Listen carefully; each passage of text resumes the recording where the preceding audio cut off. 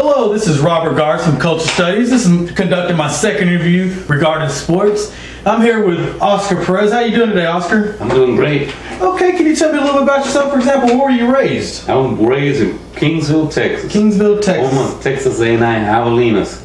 Oh yeah, so you're a fan of that college? Yeah, I went to school there. Okay.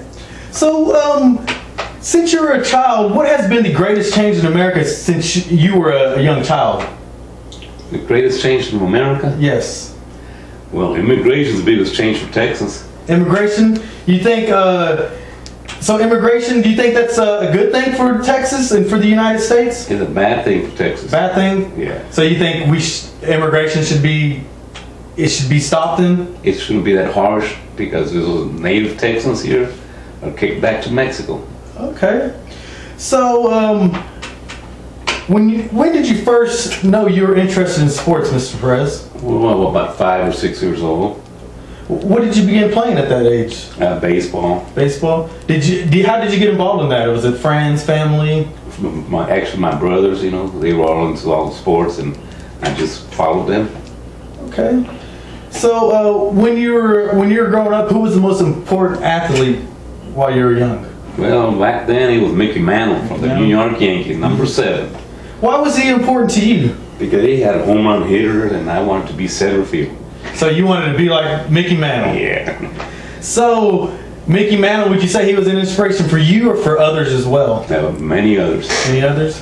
Well, and how are sports different from now, from when you were a child until today? Would you say they're different at all? Oh, yeah, plenty of difference. Can you give me one good example of how it's different? Salaries. I don't think they made $100,000 until about after 1970.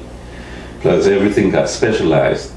You know, you used to have pitchers like Bob Hicks and Don Drysdale, Whitey Ford go 9 innings, you know, no problem. They usually have no middle relief setup man or closers back then. You know, they were known about. They might have had them, but you know, they weren't as known as they are today. So it's gotten more specialized now. Specialized, so you would say, you know, that's a good thing for the sport then? Well, it's good for if you want to win. If you want to win. And you will save your players. Okay. So you think it's better to have 5 pitchers in a game versus 1 pitcher in a game? Many times, a lot of times, your second pitcher ain't going to do the job what your first pitcher did. But if you have specialties out there, there's a lot of good specialties out there. There's a lot of them that mess up a good starting pitchers too, you know. They give up the runs that the starting pitcher would have given up. So, you know, it works both ways. That is a big change. It used to be 1 pitcher. Now sometimes you got 8 in the game. That is a very big change. Mm-hmm. So, what was the most exciting game you saw or you played in? The most exciting game I saw was a Dallas Cowboys back in 78 or 79. I don't recall the date too well. It was a Super Bowl against the Pittsburgh Steelers. Who won that game that day? Pittsburgh. Were you upset? I was very upset of Jackie Smith dropping that ball in the end zone. Oh, man. It changed a lot of things, you know. So that's the most memorable game I remember that disappointed me. But it was a real good game, you know. But Cowboys are still America's team. So. Still America's team. So, do you think preparation for a game has changed over the years? Yes, it has. What game, England? Any game, baseball, football. Your favorite sport's baseball, is that right? Baseball, yeah. So, do you think the preparation for baseball has changed over the years? Yeah, you got the leagues over there in Puerto Rico, winter leagues, and you got the spring leagues, and you got all those leagues, you know, going on right now, you know, that, you know, nobody knows about. Hardly anybody knows about, but they're getting prepared for the season.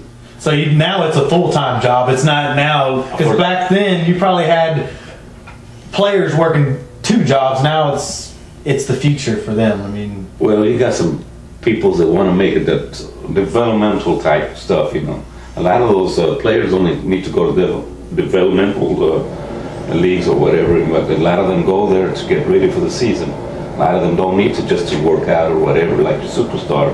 They don't need to go through. But a lot of you players that want to get better go to those development schools. For the preparation of the game. So it's a good thing for the game then. Basketball has it too. And then football, well, they have those mini camps, and I don't know how many mini camps they have now.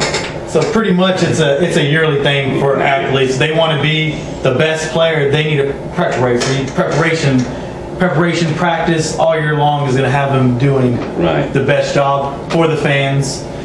So do you think has the relationship between teams and fans changed? Oh yeah. Why do you think that? I mean, can you give me an example? Well, you remember the strike that shortened the season of football? You think fans were turned on by that? Oh, they're probably upset. And it's coming up again, another bargaining agreement about Frederick cancel out. So do you think the fans are more upset with the players, or would you think with the... At both. Both? Both players and owners, just getting greedy. And a lot of times, mainly the owners that were playing him, because they want all the money, well, a lot of them want to make more money, and the players, well, they want to make their... So you think it's more for the money than... It's a money thing now. Okay. So how has money changed sports over your lifetime? You think it's changed at all, or you think it stayed the same? Money? Yes, money. On sports? Yes. It's changed, but they make a lot more money now. You used to buy a ticket for $5, go for a football game. What is it now? Yeah, $50. Depending on what state you can go to. Yeah. You can go to Cowboys, about $150. Yeah. For a upper deck. I used to go to playoff games, in Texas Stadium for about $20. You can't even get close to that price no more. So you think over your lifetime, money has changed the sports for the worse, or would you say?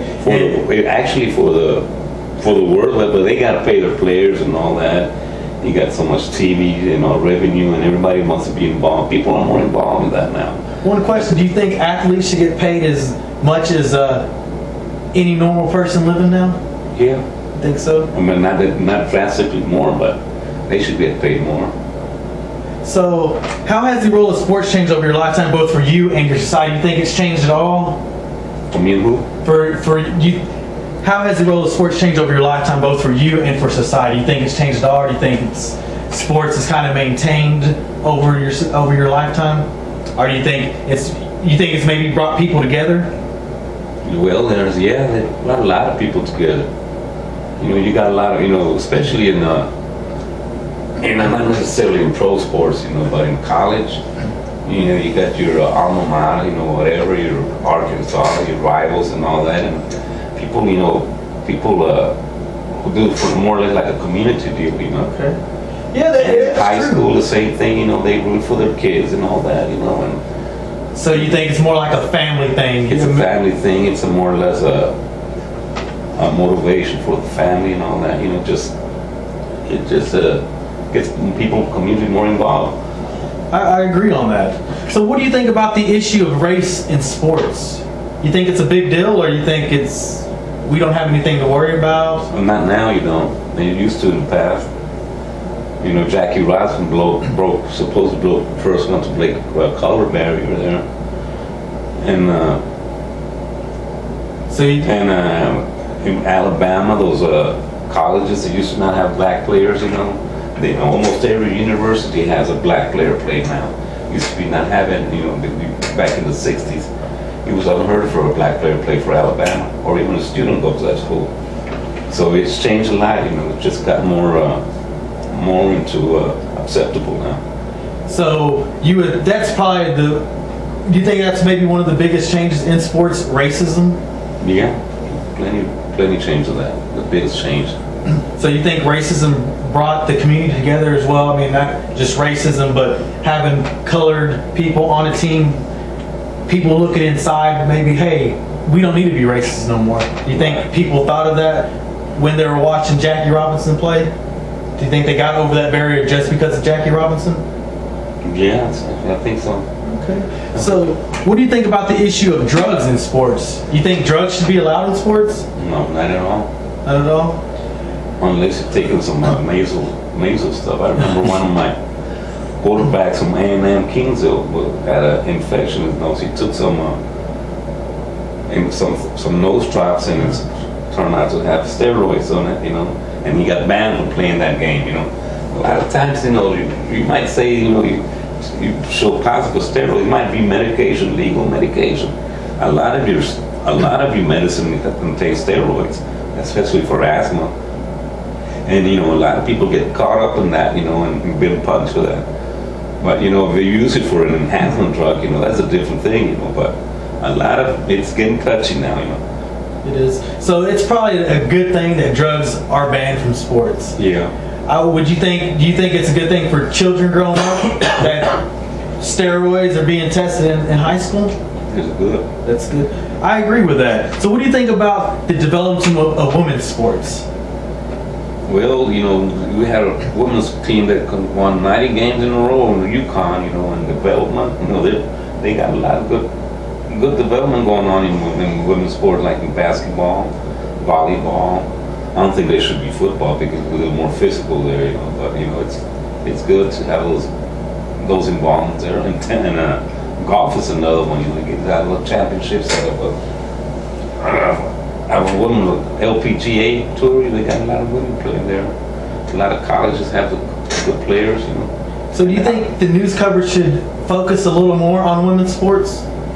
Can I focus a little more? No, women. I mean, sorry. Should sports radio or ESPN, should they give a little more focus on women's sports? Because you notice, if you watch ESPN, you really don't hear a lot about women's sports. You think they should focus a little more on it? They get enough fair share right now.